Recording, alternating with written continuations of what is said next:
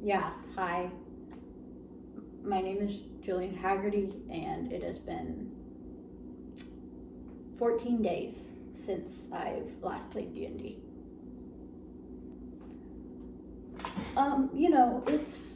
It's definitely hard. You're chasing that high, that adrenaline that fighting and role playing brings to your life.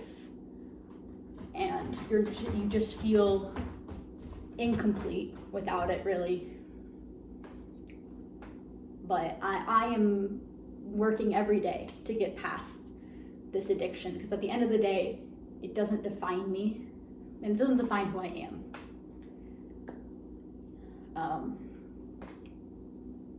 Any symptoms? Yeah, well, the normal stuff, of course.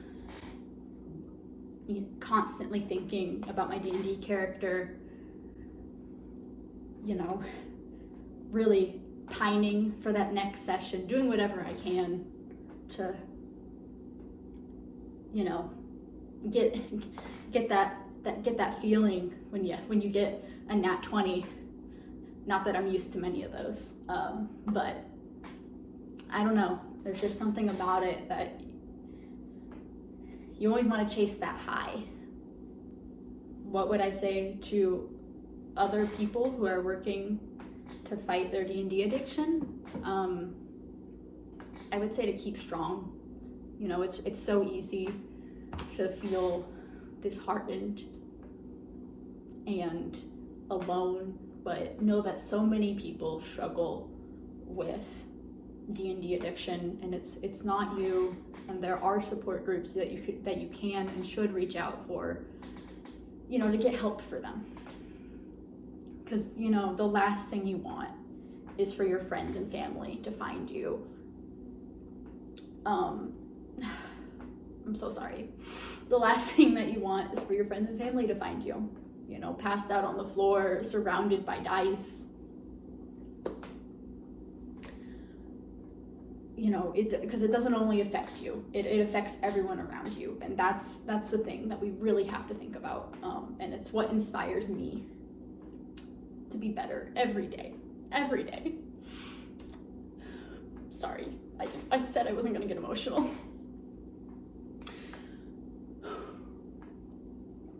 What was my last session like? Well, we had just participated in this big tournament for the Admiral of the Navy, and after getting healed, our tiny little halfling child, who was a part of our party, got to meet the king and queen, and our assassin rogue, she got to fuck her childhood best friend, and it's those great moments, those great role-playing moments that just really just pull you in further into that lifestyle. We went to this governor's house, Governor Marino's house, after, and Avi, Pikanos, and Vanera and Harper all stayed at the governor's house. The twins went to their grandma's house, and Vanera, who is my character, she tried to get some information about what was happening, about who Harper was and where she was coming from, and her eyes went all black, and she started hearing these voices even louder than they usually were. Vanera, again, my character, contacted her daughter for the first time via Sending Stone, and Avi, Pikanos, and Harper built a pillow fort, a blanket fort. While the twins were at their grandma's house, Vari was upset that Babushka didn't tell them the truth about their parents, and Babushka said that they didn't want to know the truth. They wouldn't want to know the truth about their parents.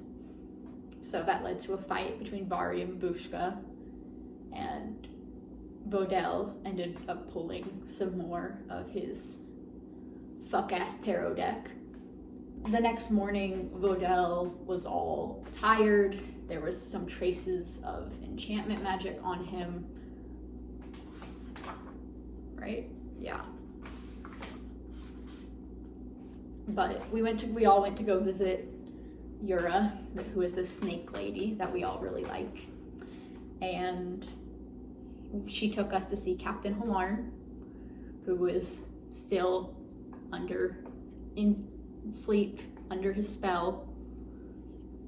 Avi and Pikanos bonded about their lives and about the person the Gloam King told Avi about.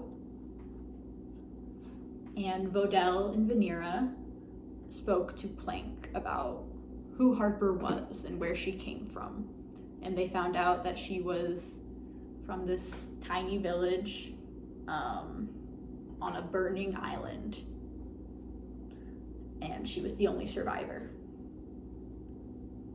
And she seemingly has no memories about the island. Vari and Babushka make up. Babushka says she just wants Vari to be safe and wants to make sure she's surrounding herself with trustworthy people. And then we go back to visit Halarn, and we find out a nurse has been killed. And then we run into a purple tiefling who is a character from my character's backstory, and that was the cliffhanger we left off on. Of course, you know, all these moments, these moments of character and the cliffhanger ending, of course, it's all to pull you back in, because that's all dungeon masters want. You know, they're your dealers. They want you to come back, and they want you hooked. They want you hurting and grieving.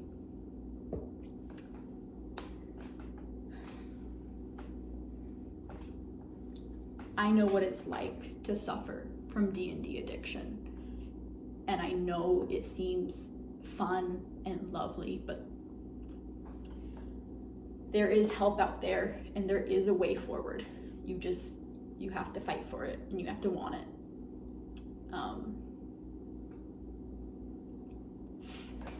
There is a path forward. There's a path forward for me, and I'm so grateful that I'm getting the help that I've needed for a long time now. So, yeah.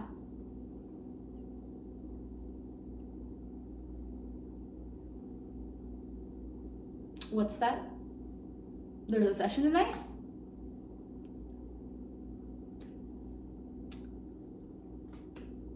We'll see.